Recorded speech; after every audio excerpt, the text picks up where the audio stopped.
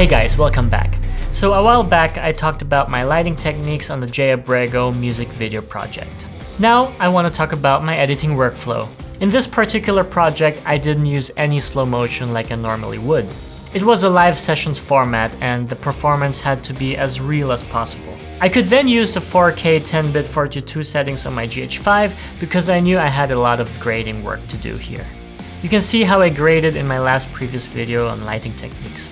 Examples for some B-roll shots that I did were like blurry mood shots. They were like close-ups of the particles floating in the air, close-ups of the pedal board, and just like slow motion hair whipping, epic metal guy whipping his hair in the air in slow motion, ultra 180 FPS madness. So to prepare yourself for the shoot, do yourself a favor and think about the editing process already while you're shooting. As I was alone, I only had one main camera, and we did around 5 takes for each song. Each take would simulate a different camera angle, so for every take I made sure to use a different lens or a different focal length, or I only focused on 1 or 2 individuals.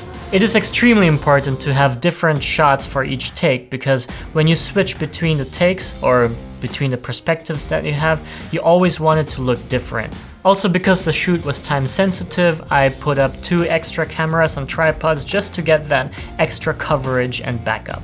To create different shots for each take, I used these following techniques. Wide angles for establishing shots. Nice close-ups with this nifty-50 look and focusing on individuals. Some B-roll and instruments without faces. And some mid-range shots with 2 people in frame. Here I made sure to separate them with a wide open aperture.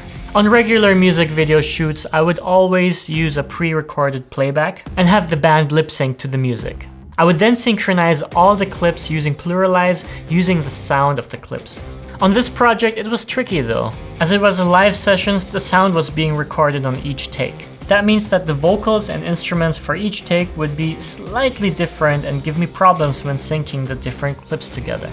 Luckily, the concept of J-Abrego is to perform on top of a pre-recorded playback, so naturally I had to think of a workaround how to sync these different perspectives in post. So what I did was I cut out only the parts of the playback on each clip without the live elements and synchronized them. When I had everything synced up, I basically started editing the main video right away, without sorting or converting. I went through the song chronologically and decided which perspective to change to on the go.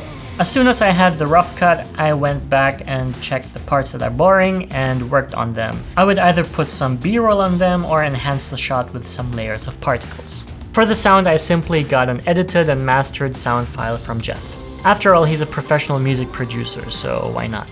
Then I did some final touches and BAM! The video was done. I replicated this technique on the other songs and made sure the pace of the editing would fit the overall mood of the song.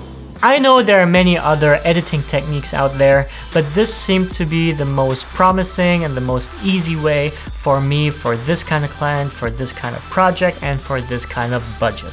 If you have any other interesting editing techniques, write them down below in the comments. And make sure to subscribe for more project insights like this, and I'll see you on the next one.